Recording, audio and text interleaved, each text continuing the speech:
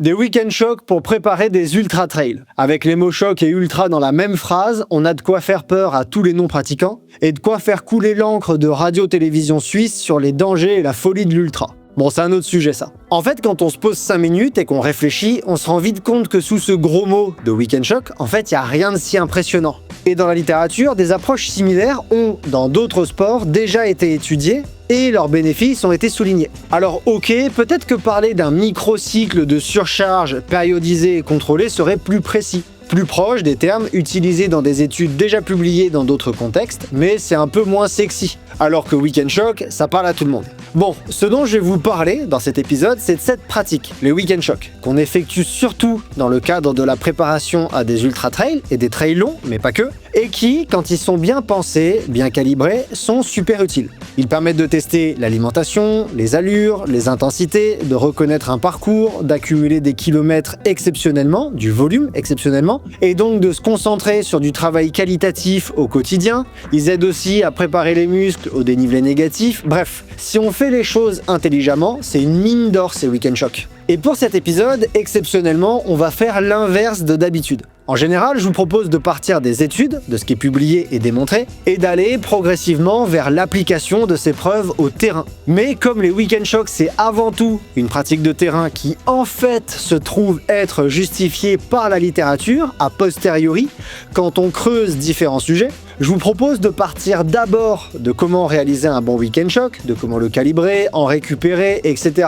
dans cette partie 1, avant d'aborder plus en détail leurs bénéfices et comment bien les réaliser dans la partie 2 avec mon invité. Je vous laisse deviner qui ce sera. Je m'appelle Cyril Forestier, je suis entraîneur de trail et pratiquant, mais surtout docteur en sciences du sport. Vous êtes dans Courir Mieux, le seul podcast de trail qui vous aide à progresser grâce à des conseils fiables basés sur la science. Et je suis ravi de vous présenter ce Scientific Day partie 1 sur comment réaliser un bon week-end shock. Avant de commencer, je remercie Suunto, partenaire de Courir Mieux pour la saison 2 du podcast. Suunto, c'est du matériel de pointe pour vos entraînements et vos aventures outdoor, avec par exemple la Suunto Vertical Solar qui propose une autonomie parfaite pour vous accompagner sur vos plus longs week-end shocks, que cet épisode vous aidera à préparer correctement. Bon alors déjà pour commencer, on peut dire que l'entraînement pour un trail long ou un ultra trail, c'est un domaine qui est vaste et complexe. Pour réussir, il y a de nombreux facteurs qui sont à prendre en compte simultanément, comme le sommeil, l'alimentation, l'allure, l'équipement. Je vous en avais parlé dans les épisodes sur comment progresser en trail, avec mes invités également, vous les retrouverez en ligne. Et dans cette approche, pour le trail long et l'ultra trail, une méthode qui est de plus en plus populaire chez les élites, mais j'ai l'impression surtout dans le peloton, on va en discuter après, c'est celle qui inclut un ou plusieurs week-end shocks à une certaine distance de l'événement. Il me semble, je peux me tromper, que ce concept de week-end shock, il a été popularisé par Guillaume Millet il y a plusieurs années. Aujourd'hui, les week-end shocks, c'est presque un incontournable de la préparation d'un trail long ou d'un ultra. Et à l'inverse, il me semble beaucoup moins pertinent et en tout cas beaucoup moins utilisé dans le cadre de la préparation à des formats courts. Je reviendrai sur cette question avec Guillaume dans la partie 2. Alors déjà, en résumé, les week-end shocks, ça consiste à accumuler sur 2 ou 3 jours consécutifs, peut-être 4 dans certains cas, un grand volume d'entraînement à basse intensité dans des conditions proches d'une compétition ciblée. Pas complètement proches, parce que par exemple les allures vont pas être les mêmes, mais où on va essayer de reproduire le plus de choses possible de la compétition du jour J. Donc un week-end shock, il a plutôt pour objectif de préparer à un événement spécifique, comme une course ou un off, mais il peut également être utilisé de manière plus régulière dans l'entraînement, et ça aussi on en reparlera plutôt dans la partie 2. À mes yeux, je veux déjà en parler directement, les week-end shocks ils sont à la mode, mais ils sont pertinents, et je veux pas vous dire l'inverse. Néanmoins, j'ai le sentiment qu'on retrouve de plus en plus de recommandations, pour rester poli, farfelues, concernant leur réalisation. Par exemple, en préparant cet épisode, j'ai lu sur internet, entre guillemets, je cite, « Sur un week-end shock, il faut faire le maximum de distance possible ». En fait, ça n'a aucun sens, c'est déraisonné ce genre de recommandations, et ça peut pousser les coureurs, vous et moi, à des mauvaises pratiques qui elles-mêmes peuvent mener au surmenage, à la blessure, et au-delà de ces problèmes négatifs, tout simplement vous amener à ne pas être prêt correctement le jour de la course, à avoir un entraînement qui en fait n'est pas assez spécifique, ne se transfère pas assez à ce que vous préparez. Donc ça, c'est un premier point qu'on va essayer d'éclaircir dans cet épisode. Parce qu'en fait, il faut garder en tête, à mon sens, qu'un week-end shock, c'est une méthode d'entraînement avant tout. C'est vraiment comme ça que ça doit être pensé. Et comme toute méthode d'entraînement, Bien réalisé, avec une récupération adéquate, ça apportera de nombreux bénéfices. Mais mal réalisée, cette méthode, elle engendrera une fatigue importante, des besoins en récupération anormalement longs, voire des conséquences négatives. Exactement comme si vous faisiez une séance de VMA mal calibrée, un week-end shock mal calibré n'aura pas les bénéfices escomptés. Et je voudrais creuser un premier abcès en répondant à la question « Qu'est-ce que dit la science sur les week-end shocks ?» Et en réalité, pas grand-chose. En fait, à ma connaissance, il n'existe aucune étude scientifique publiée spécifiquement qui démontre les effets bénéfiques des week-end shocks ou les meilleures modalités pour réaliser un week-end shock. Cependant, il me semble possible de cerner les contours d'un bon week-end shock, d'un week-end shock optimal, en croisant les connaissances de terrain dont on dispose et dont je dispose, parce que je suis entraîneur, je suis coach, j'entraîne des athlètes depuis plusieurs années, et donc j'ai commencé à acquérir une petite expérience de comment mettre en place ces week-end shocks. Et en croisant ça avec la littérature sur différents aspects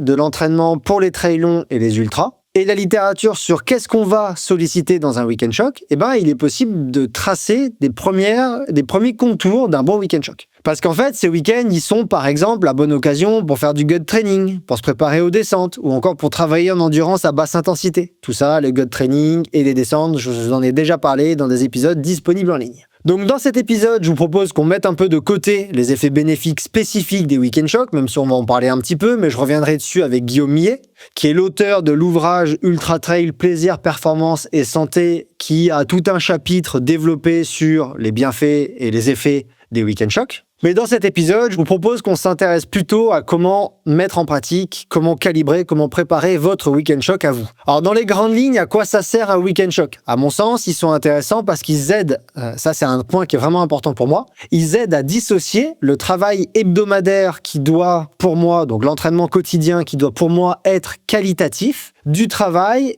que je vais appeler très quantitatif. En fait, une approche de l'entraînement en trail long et en ultra qui, j'ai l'impression, tend à disparaître, et heureusement, c'est celle qui repose sur du gros volume d'entraînement. Donc c'est ce que j'appelle beaucoup de quantitatif. Alors ça veut pas dire qu'on s'en moque du quantitatif dans l'entraînement qui est plutôt orienté sur du qualitatif, mais ça va être des dominantes. Est-ce qu'on est plutôt sur travailler les qualités dont on a besoin sur du long et de l'ultra, ou est-ce qu'on est plutôt sur travailler de la quantité ? L'approche par quantité, elle est grandement liée à la croyance fausse de l'existence d'une corrélation entre la distance à parcourir à l'entraînement, le volume d'entraînement à réaliser dans le quotidien, et le volume, la distance à parcourir lors de la compétition. Par exemple, la croyance « je prépare un 100 km, donc il me faut 100 km ou 150 km par semaine. Je prépare un UTMB, donc il me faut plus de kilomètres par semaine que si je préparais un format court. » D'une part, cette croyance, elle est erronée, et heureusement, sinon les coureurs de trail court ne s'entraîneraient pas beaucoup. Si je prépare du 10 km, dans ce cas-là, il ne faudra pas que je fasse beaucoup de volume par semaine. Et la littérature, elle montre de plus en plus qu'il est possible de préparer des trails longs et des ultra-trails avec moins de volume qu'on pourrait le croire, mais en travaillant intelligemment les bonnes qualités. Par exemple, des qualités musculaires, dont je vous ai parlé dans les épisodes précédents, des qualités de descente, de marche spécifiques, etc. Et en plus, cette approche, elle est peut-être tenable pour des courses qui vont aller jusqu'à 70-80 km, mais elle devient plus compliquée à tenir raisonnablement pour des formats longs. À moins que vous soyez athlète professionnel ou semi-professionnel. Parce qu'en suivant cette idée qu'il n'y a pas beaucoup de fondements scientifiques, il faudrait que vous couriez en moyenne 30 km par jour avec 2000 mètres de D+, 6 jours sur 7 si vous préparez l'UTMB. On est d'accord que 30 bornes et 2000 mètres par jour, 6 jours sur 7, c'est difficilement réalisable, conjugable, avec une vie entre guillemets normale, et ça laisse en plus de ça peu de place au travail qualitatif, comme le travail de vitesse, de force maximale, d'endurance de force, de base aérobie, pourquoi pas de seuil, alors que toutes ces qualités sont cruciales à travailler pour progresser en trail long et en ultra. Je vous en avais déjà parlé dans les épisodes sur comment progresser en trail long et en ultra, avec JB Morin et Guillaume Millet, que vous retrouverez en ligne. Donc les atouts majeurs d'un entraînement en trail qui inclut de temps en temps des week-end shocks, c'est de pouvoir maintenir sereinement un volume d'entraînement hebdomadaire à un niveau raisonnable, atteignable, conjugable avec une vie entre guillemets normale, un travail, une vie de famille, une récupération, parce que tous les entraînements demandent récupération.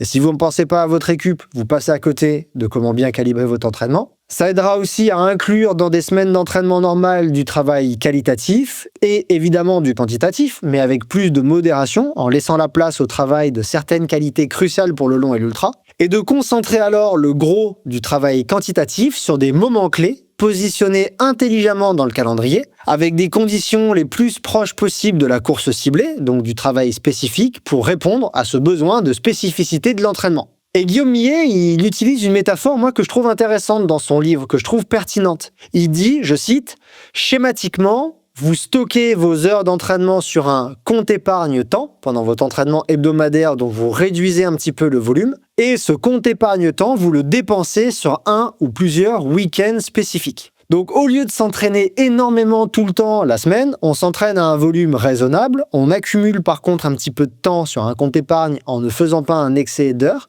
Et ce compte épargne, on va le dépenser sur des week-ends qu'on dédie au travail quantitatif. D'après Guillaume, les week-end shocks ils permettent de s'entraîner de manière spécifique, je suis 100% d'accord, de renforcer les fibres musculaires, d'améliorer le rendement, donc le coût du déplacement, en marche ou en course à faible vitesse, d'apprendre à utiliser ses bâtons, de tester son matériel, de tester son alimentation, d'entraîner son intestin et son estomac, bref. C'est qu'un résumé rapide et on en reparlera dans la partie 2. Là, je vais commencer à tenir mes promesses et répondre à comment préparer un week-end shock et on va d'abord s'intéresser à quel volume placer sur un week-end shock. Donc en gros, quelle distance et quel dénivelé. En fait, la programmation de la distance et d'une dénivelé sur un week-end shock, pour moi, c'est une partie qui est assez simple, si on réfléchit correctement. Selon moi, la totale de la distance parcourue et du dénivelé réalisé sur ces 2 ou 3 jours doivent équivaloir à la distance, au dénivelé de la course qui est préparée. Évidemment, on n'est pas forcément obligé d'arriver pile poil à 100%. On peut être un peu en dessous. Par exemple, on peut très bien faire un très bon week-end shock en faisant, par exemple, seulement 90% de la course qui est préparée, en dénivelé et en distance, en rajoutant un peu de travail qualitatif dans les sorties, je vous en reparle juste après. Et on peut également un petit peu augmenter ces totaux si notre forme, notre niveau, notre emploi du temps le permet. Par exemple, pour moi, on peut très bien monter à 110 voire 115% du volume de la compétition qui est préparée parce que on va avoir du repos entre les journées et donc ça nous permet de pousser un petit peu vers le haut le volume total qu'on va réaliser. Et pour moi, dans cette fourchette qui va entre 90 et 110-115%, il n'y a pas besoin d'en dépasser, il n'y a pas besoin d'aller au-delà. Donc déjà, l'idée de faire maximum le plus possible, assez incohérent. Donc par exemple, si vous préparez un trail de 80 km et 4600 mètres de dénivelé, vous pouvez réaliser un week-end shock de 2 jours avec une sortie de 50 bornes et 2008 de D+, le samedi, et une sortie de 30 km et 1008 le dimanche, pour un total de 85 km et 4006. Vous pouvez faire un autre week-end shock plus tard dans votre préparation, après récupération, avec par exemple une sortie de 50 km et 3500 mètres le samedi, et une autre de 40 km et 2200 mètres le dimanche. Ça vous fera un total de 90 km et 5700 mètres de dénivelé pour une course, comme je vous ai dit, de 80 km et 4006. Et donc là, vous êtes dans la tranche de ce que je considère être un week-end shock pertinent par rapport à la compétition que vous préparez.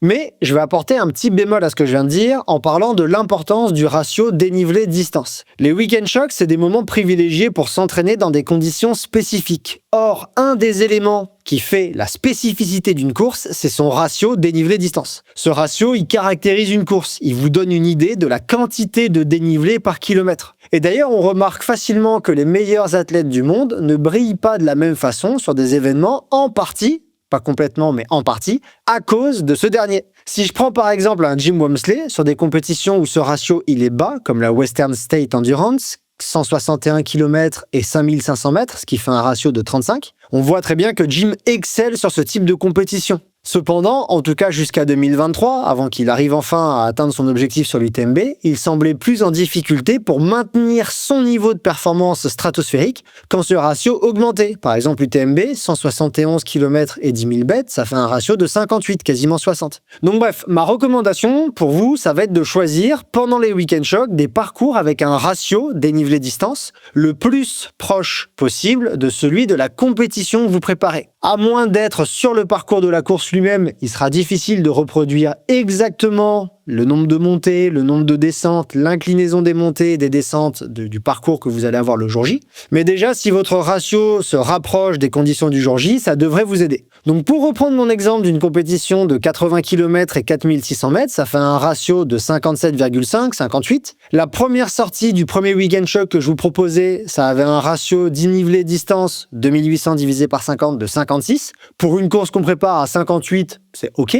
La deuxième sortie, c'était 1008 et 30 km, ça fait un ratio de 60. Pour une course à 58, là encore, c'est OK, c'est proche de la compétition cible. Par contre, le deuxième exemple que je vous avais donné, c'était une sortie de 3500 mètres et 50 km. Ça fait un ratio de 70. Pour une course qu'on prépare qui va être autour des 58-60, ce ratio il est bien trop grand, ça va vous faire des pentes par exemple avec trop d'inclinaison. Et je vous conseillerais dans ce cas-là de changer le parcours pour une sortie avec la même distance mais un peu moins de dénivelé, pour vous rapprocher, encore une fois, des conditions de la course. J'ai bien dit vous rapprocher, ce sera jamais parfait. À moins évidemment que vous fassiez une reco. Et cette question sur le ratio dénivelé-distance, ça amène aussi à nous questionner sur le terrain. Et là aussi, comme l'objectif c'est de s'entraîner spécifiquement à ce que vous allez rencontrer comme difficulté et comme particularité sur votre objectif, je trouve préférable de choisir un terrain qui ressemble le plus possible à celui de votre événement. Par exemple, si vous préparez l'UTMB et son parcours qui est plutôt roulant, en tout cas avec beaucoup de portions plutôt roulantes, courables, faciles à évoluer,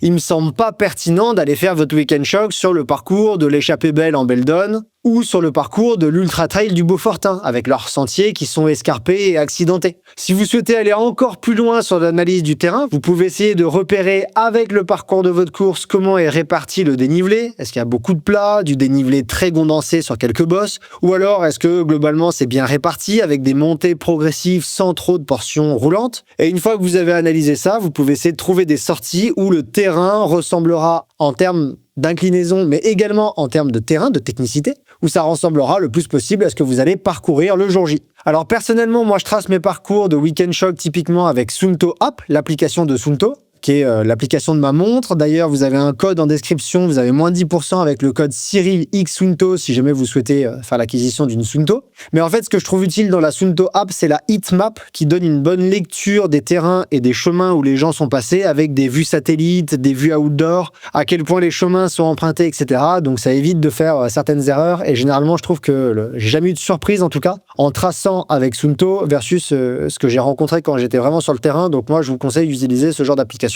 Ça fait partie des plus fiables que j'ai pu tester. Alors parlons un peu de l'intensité sur les week-end chocs. Dans son livre, Guillaume Guillet fait une blague qui m'a fait sourire. Il dit « Est-ce que vous avez déjà essayé le LSD ?» Il parle des entraînements de type Long Slow Distance, LSD. Donc les entraînements lents de longue distance. Et les week-end chocs, en fait, c'est ça. C'est des long slow distance. Donc la réponse à l'intensité à cibler pendant un week-end choc, elle est simple. Un rythme lent et pas le rythme de la course. Il faut vraiment s'enlever ça de la tête. L'objectif du week-end choc, c'est pas de faire une version 0 de votre compétition, de faire une version test de votre compète, mais de vous entraîner sur ce terrain spécifique, dans des conditions réelles, mais à basse intensité. Donc en accord avec la littérature, je vous conseille de réaliser les sorties de votre week-end choc à faible allure, trottiner sur les plats et en descente, monter en marchant, utiliser vos bâtons pour ce que vous faites du long et de l'ultra trail et que vous allez très certainement avoir besoin de vos bâtons. Je vous en parlerai dans un épisode à venir. Sur la fin de votre week-end choc, si vous sentez que vous avez encore du jus et des jambes en bon état, autorisez-vous quelques descentes plus rapides, quelques plats un petit peu plus accélérés,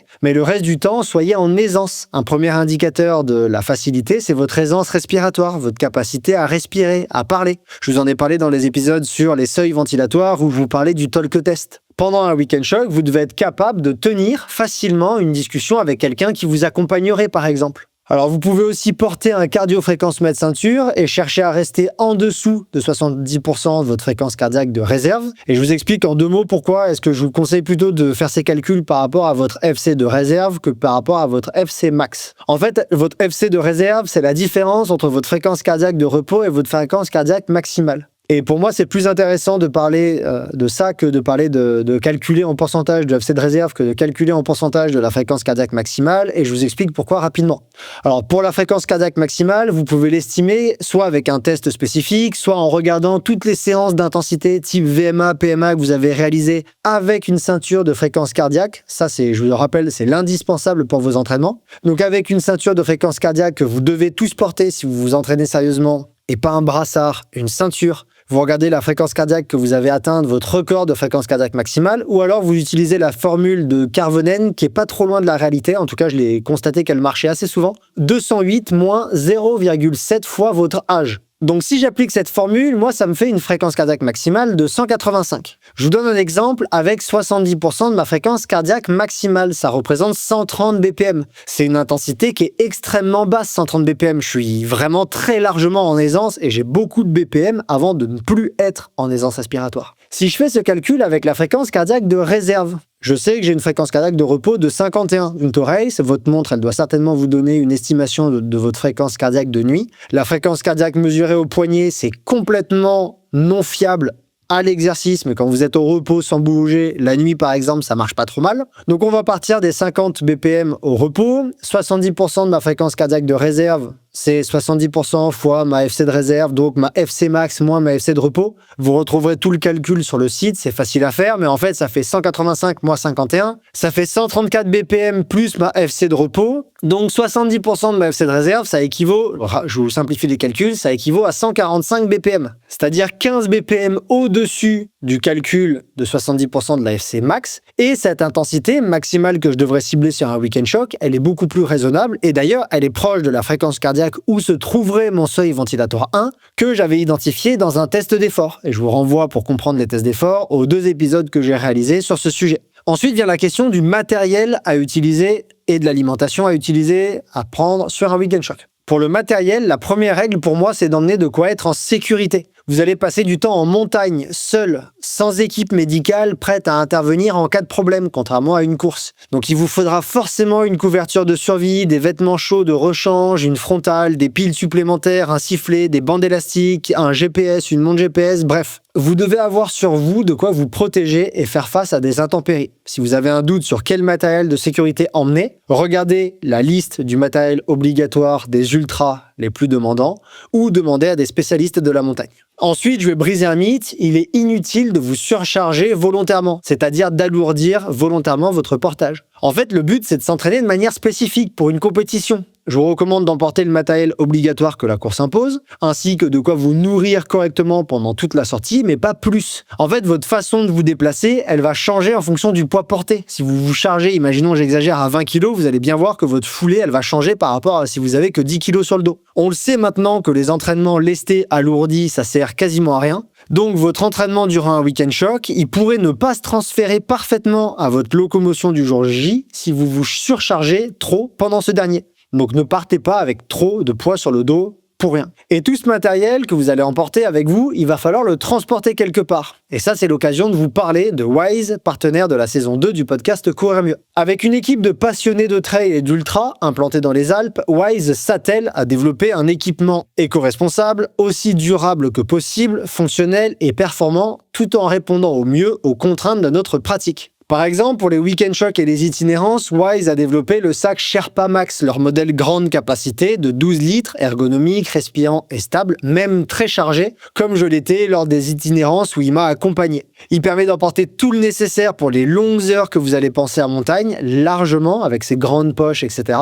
Pour le découvrir, je vous donne rendez-vous soit dans le test que j'ai réalisé, que vous retrouverez en ligne, soit dans le lien disponible en description de cet épisode. Et maintenant, je vous propose de discuter de comment s'alimenter pendant un week-end choc. Pour l'alimentation, pour moi, vous avez 2 options. La première, c'est de consommer durant les sorties la même quantité de glucides que vous consommeriez pendant la course. Cette option, elle va vous permettre de tester votre plan d'alimentation en conditions réelles, d'ajuster ce dernier, et si vous ne savez pas comment préparer votre plan alimentaire pour une course, je vous renvoie aux épisodes que j'ai réalisés qui s'appellent le bon carburant et qui sont disponibles en ligne. La deuxième option, c'est d'utiliser ces week-end chocs pour consommer plus de glucides que vous envisagez de consommer sur votre course et ainsi faire du gut training, de l'entraînement de l'intestin. Cette option, en fait, elle vous permettrait d'entraîner votre intestin, votre estomac, à mieux tolérer des doses élevées de glucides et donc de prévenir les troubles gastriques et intestinaux sur la course lorsque vous allez revenir à des doses un peu plus basses. Je vous en avais déjà parlé en ligne et je réaliserai un épisode sur le sujet bientôt. Alors après, vous pouvez soit partir avec toute votre nourriture, soit croiser un proche à certains endroits stratégiques durant votre sortie,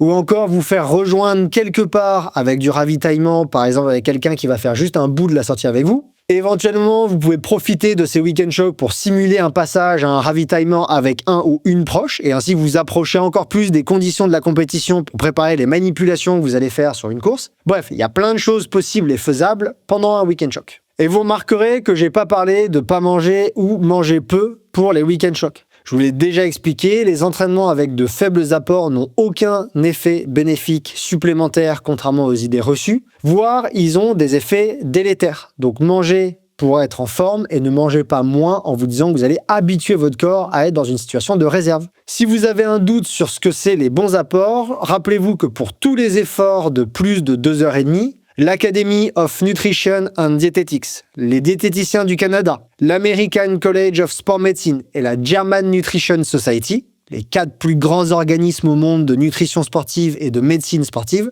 recommandent tous ensemble de manière consensuelle 70 à 90 grammes de glucides par heure avec un mélange maltodextrine-fructose à 1,08 par exemple. Ça, c'est les papiers de Koenig en 2019 et de Thomas Seal en 2016. Moi, j'utilise les produits de For Endurance et plus particulièrement les produits Endurance. C'est les produits que je préfère. D'ailleurs, vous avez un code promo en description, c'est Cyril10 pour moins 10%.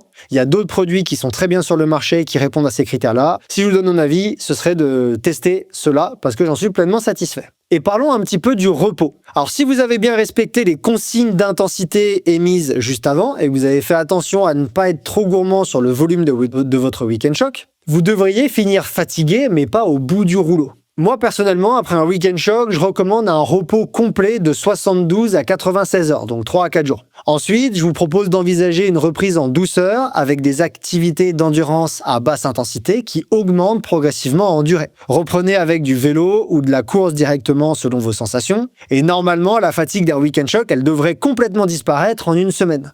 Si c'est pas le cas, peut-être que vous avez mal calibré votre Weekend Shock ou votre récupération. Et parallèlement, si 24 heures relativement sédentaires seront sûrement les bienvenues, n'hésitez pas à rester actif, par exemple à simplement aller marcher à plat ou en terrain légèrement vallonné les jours suivants, simplement pour juste mobiliser et pas rester complètement encrouté dans le canapé. Je vous conseille de surveiller vos sensations et des marqueurs comme votre variabilité de la fréquence cardiaque, mais il faut avoir commencé à le faire avant le Weekend Shock pour avoir une comparaison fiable. Je vous en parlais dans les épisodes sur la variabilité de la fréquence cardiaque. Vous pouvez aussi comparer votre fréquence cardiaque de repos ou des indicateurs comme votre état de récupération avec un questionnaire que vous trouverez gratuitement en ligne. N'hésitez pas à mettre un commentaire si vous le souhaitez. Je vous transférerai ceux que j'utilise avec mes athlètes. Bref, n'hésitez pas également à ajouter du repos si plusieurs de ces indicateurs et vos sensations pointent dans le sens d'une fatigue résiduelle. Pour plus d'informations sur comment bien récupérer après un ultra trail ou un Weekend Shock, je vous renvoie aux épisodes que j'ai réalisés sur la récupération. Et maintenant, on peut parler de quelle quantité de Weekend Shock et du placement dans le calendrier. Alors, à mon sens, 2 à 3 Weekend Shock avant une course sont suffisants. Dans son ouvrage, il propose une fourchette qui va de 2 minimum à 6 maximum. Cependant, cette fourchette, elle n'intègre pas forcément les courses de préparation qui ont,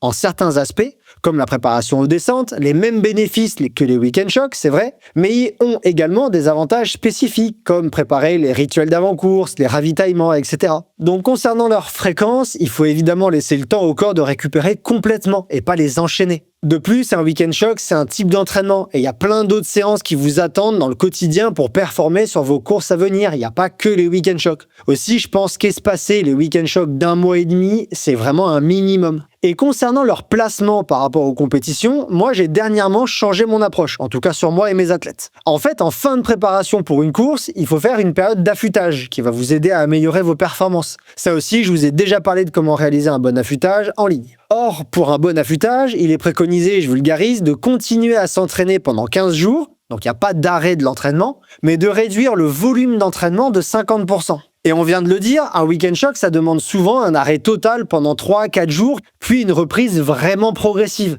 ce qui nous éloigne inévitablement des recommandations d'un affûtage optimal. Aussi, moi, j'ai désormais tendance à recommander un dernier Weekend Shock 4 à 6 semaines avant l'échéance préparée, 6 semaines étant le mieux. Ensuite, il me semble intéressant de reprendre, quand on a bien récupéré et qu'on est prêt à reprendre l'entraînement correctement, de reprendre une phase d'entraînement normale avec une remontée en charge progressive. Cette dernière phase d'entraînement, elle peut par exemple se terminer avec une sortie longue, un peu plus longue que d'habitude et des descentes un peu plus rapides que d'habitude pour, entre guillemets, restimuler certaines adaptations comme l'effet protecteur spécifique aux descentes et qui est déclenché par les Weekend Shock. Mais pour moi, c'est mieux cette approche-là que de finir et de commencer par exemple à 2 semaines ou 3 semaines de la course, de commencer l'affûtage avec en dernière séance un Weekend Shock. Juste une précaution, et ça va commencer à faire le lien avec la section Gollum met la lumière sur. Déjà, un Weekend Shock, c'est pas un week-end destruction. Ça choque l'organisme, ça demande un haut niveau d'adaptation, ça doit pas vous rendre incapable de vous entraîner normalement après quelques jours de repos. Un Weekend Shock, c'est un moment d'entraînement particulièrement quantitatif, à basse intensité, spécifique,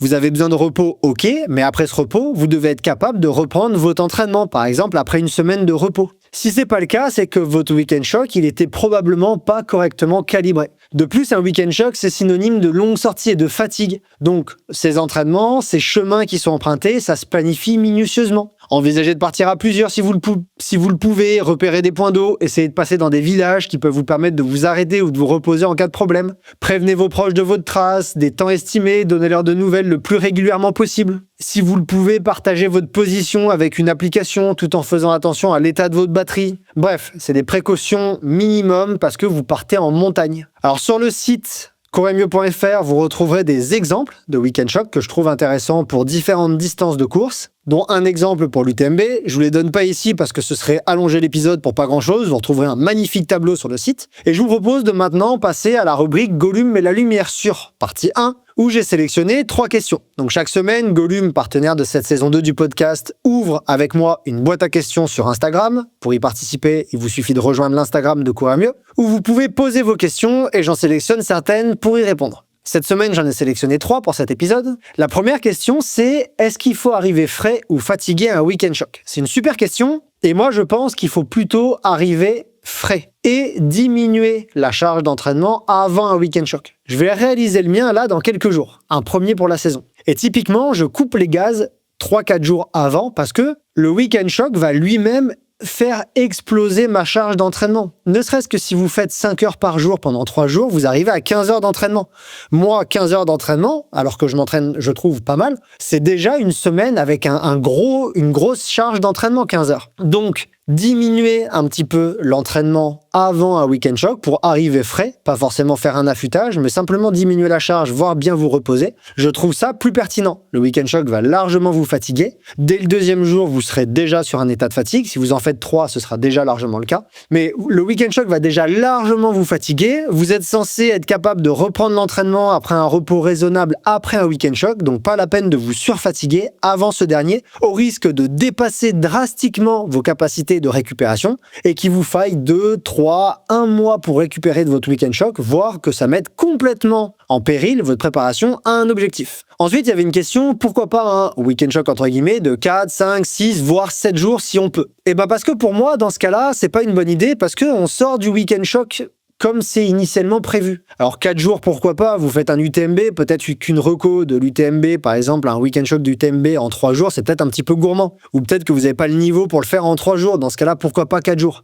Mais en fait, on passe sur des volumes d'entraînement tellement énormes par la suite que, toujours pareil, le temps de récupération qu'il va vous falloir pour récupérer de 5 jours, 6 jours, 7 jours à haut volume, il va être tellement grand que, pour le coup, vous allez mettre en péril le travail qualitatif qui est super important pour préparer les objectifs sur lesquels vous vous êtes aligné. Et donc, dans ce cas-là, dans la balance, vous déséquilibrez le quantitatif par rapport au qualitatif. Et donc, ça devient moins intéressant à mon sens. De plus, il y a un terme qui a été utilisé dans la question sur lequel je veux rebondir. C'était, est-ce que ça permettrait pas d'accumuler comme ça un maximum de volume ? Il n'y a pas besoin d'accumuler un maximum de volume. Il y a besoin d'accumuler un volume pertinent par rapport à votre compétition, un dénivelé pertinent par rapport à votre compétition, dans une fourchette intéressante en dessous et autour. Mais si vous passez trop de temps, par exemple, à accumuler un maximum de volume, imaginons pour une course de 80 km, vous faites un week-end shock qui en fait est pertinent pour l'UTMB,